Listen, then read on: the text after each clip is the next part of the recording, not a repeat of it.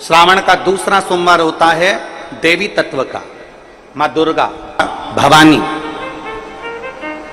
सावन का दूसरा सोमवार और 72 साल के बाद ये सावन आया। आपको जो व्यक्ति बहुत ज्यादा गरीब हो, बहुत कंगाल हो, लक्ष्मी नहीं आ रही हो, बहुत तकलीफ में हो, कर्जा बहुत ज्यादा हो, उसको कुछ नहीं करना। सोमवार के सोमवार शाम के समय बेलपत्री के पेड़ के नीचे थोड़ी सी शक्कर या गुड़ डालकर एक दिया रखकर घी की बत्ती लगाकर जलाकर जाओ, अपने आप कर्जा चूकना चालू हो जाए। शंकर भगवान अपनी कथा में, शंकर भगवान अपने मंदिर में और शंकर भगवान अपने 12 ज्योतिर्लिंग में उसी को बुलाते हैं जिसका कल्याण करना हो। श्रावण के महीने के जितने सोमवार रहे, प्रत्येक सोमवार को शंकर जी का अगर मंदिर जा सको तो ठीक है, ना जा सको तो शिखर का दर्शन, और वो भी ना कर सको तो अपने घर में जो शिवलिंग है उस पर 3 बार, 3 छोटा सा लोटा ले लो, बड़ा लोटा ले लो, कैसा भी 3 बार शिव जी का नाम लेकर 3 बार जल को अवश्य चढ़ा। जितने सोमवार पड़े श्रावण के महीने में आप 3 बार, भले 1 लोटा जल है उसी को रोक रोक कर 3 बार चढ़ाओ और 3 बार चढ़ाओ।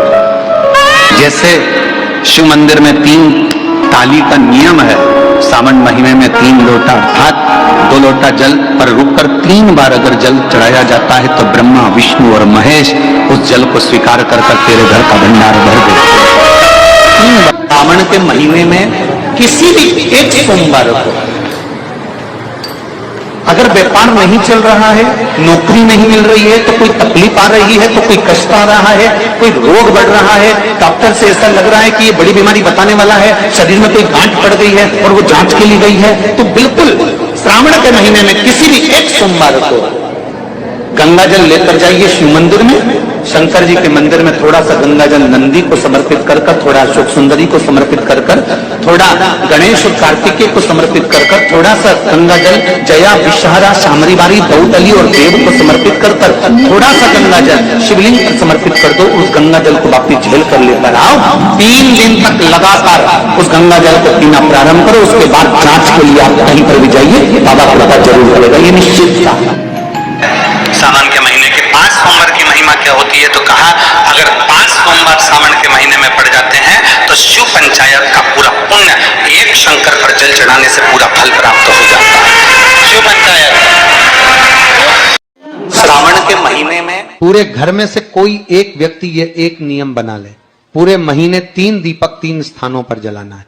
पहले दीपक घर के मुख्य द्वार पर, दूसरा शिव मंदिर में, तीसरा बेलपत्र के वृक्ष के नीचे प्रदोष काल में जलाना है। पूरे वर्ष आप सोमवार का व्रत करते हैं कि नहीं करते वो पता नहीं, पर सावन के महीने में 4, 5 जो भी सोमवार पड़ जाएं, अगर उस पर अगर आपने व्रत कर लिया, व्रत को धारण कर लिया या शिवालय के जाकर भगवान शंकर की आराधना कर ली, तो पूरे वर्ष के सोमवार का फल सावन के महीने के 5 या 4 सोमवार में 5 पुष्प और 5 लोटा जल सोमवार के दिन शिव जी के मंदिर में प्रातः के समय पर बाबा को 1 बेलपत्र, 1 दुर्बा, 1 पुष्प, 1 लोटा जल समर्पित कर थोड़ी देर रुककर श्री शिवाय नमस्तुभ्यम या पंचाक्षर मंत्र ओम नमः शिवाय स्मरण कर कर, महामृत्युंजय मंत्र का स्मरण कर कर, फिर बेलपत्र, फिर दुर्बा, फिर पुष्प, फिर जल, ऐसा 5 पंच बेलपत्र, पंच दुर्बा, पंच पुष्प, पंच पात्र जल तुम रुका जी का नाम लेकर समर्पित कर कर उस जल का आचमन करिए।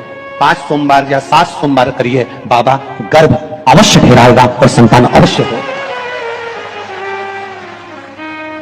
तुम रुका जी के नाम का स्मरण ही जीव का आनंद दे जाता है। बोल तुम रुकेश्वर महादेव की, नंदीश्वर महादेव की, शिव के नाम का उच्चारण हमारे जीवन का सुख दे जाता है। सावन के महीने में व्यक्ति जो भगवान शंकर को बेलपत्र जब समर्पित करता है और बीच की पत्ती पर चंदन लगाकर, मध्यस्थ जोड़ पर शहद लगाकर शिव को जब समर्पित करता है, तो उसका भाग्य कितना भी विपरीत चल रहा हो, उसकी किस्मत की रेखा कितनी भी विरोधी, कितनी भी विपरीत चल रही हो, वो अपने आप से बैठ जाती है, अपने आप से बैठ जाती है। शिव जी को जब भी धतूरा दिया जाता है तो धतूरा चढ़ाते समय नंदीकेश्वर शिव का नाम लिया जाता है। बेलपत्री आप चढ़ा रहे हैं, आप जो भी जप करें, स्मरण करें, वो आपके ऊपर है। जिस व्यक्ति के जीवन में धन, संपदा, वैभव, सत्ता, लक्ष्मी की थोड़ी भी कमी दिखती हो, उसको बेलपत्री के वृक्ष का पूजन चालू कर देना चाहिए।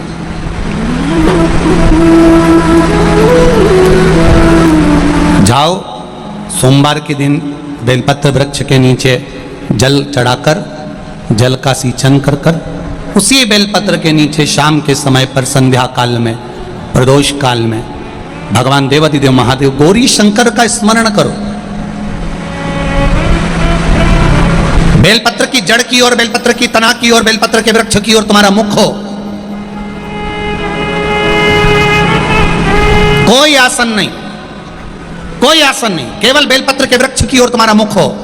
जहां बेलपत्री का वृक्ष है उसके नीचे बैठकर, उसकी छाया में, उसकी ओट में पंचाक्षर मंत्र नमः शिवाय, या फिर षडाक्षर मंत्र ओम नमः शिवाय, या फिर श्री शिवाय नमस्तुभ्यम का स्मरण कर कर अपने हृदय की बात गौरी शंकर से, महादेव से कहे। शिव महापुराण की कथा कहती है 7 दिनों में एक दिन सोमवार का ऐसा होता है जिस दिन 33 कोटि देवी देवता बेलपत्री के वृक्ष के नीचे बैठकर भगवान शंकर और पार्वती का स्मरण करते हैं और शिव पार्वती उनकी झोलियां खुशियों से भरते हैं। देवता भी जिनका भजन कर रहे हैं वो बेलपत्री के वृक्ष के नीचे। लक्ष्मी, मां लक्ष्मी भी बेलपत्र के वृक्ष के नीचे निरंतर विराजमान होती है। मंदिर जा रहे हो, देवालय जा रहे हो, तीर्थ जा रहे हो, तुम्हारी जेब में अगर अठन्नी भी नहीं है, 1 रुपया भी नहीं है, पड़ोसन से मांग कर 1 रुपया मत चढ़ाना। शिव महापुराण की कथा बड़ी विचित्र कथा है। मंदिर में दर्शन करने गए हो, तुम्हारी जेब में 10 रुपए नहीं है, 5 रुपए नहीं है, किसी से मांग कर 10 रुपए या 5 रुपए मंदिर में मत चढ़ाना। हम तो आपसे यहां भी कहेंगे शिव महापुराण की कथा में भी आओ, तुम्हारे पास चढ़ाने के लिए नहीं है, तुम अपनी पड़ोसन से मांगकर बिल्कुल मत चढ़ाओ, बिल्कुल मत चढ़ाओ। क्यों?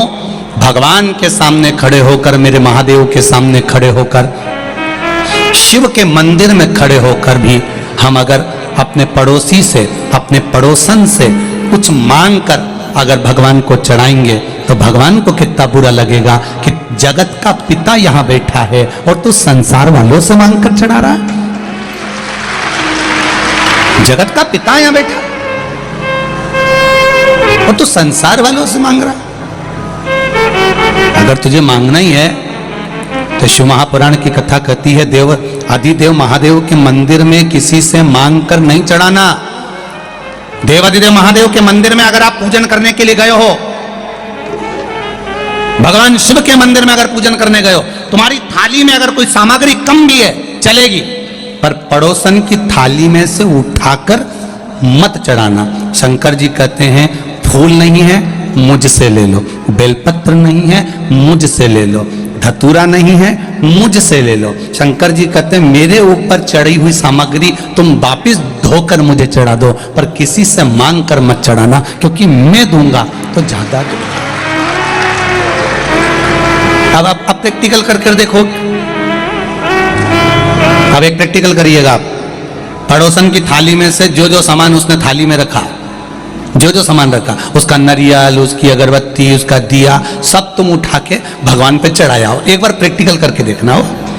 अब पड़ोसन का मुंह देखना, फिर तुमने तो उसकी थाली में से उठाकर चढ़ा दिया, अब उसका मुंह देखो तुम जरा जोरदार। अभी तक तो वो ब्रह्म कुमारी थी, थोड़ी देर में चंद्र घंटा बनने में उसको देरी नहीं लगेगी, थोड़ी देर चढ़ा दिया तुमने तो महादेव।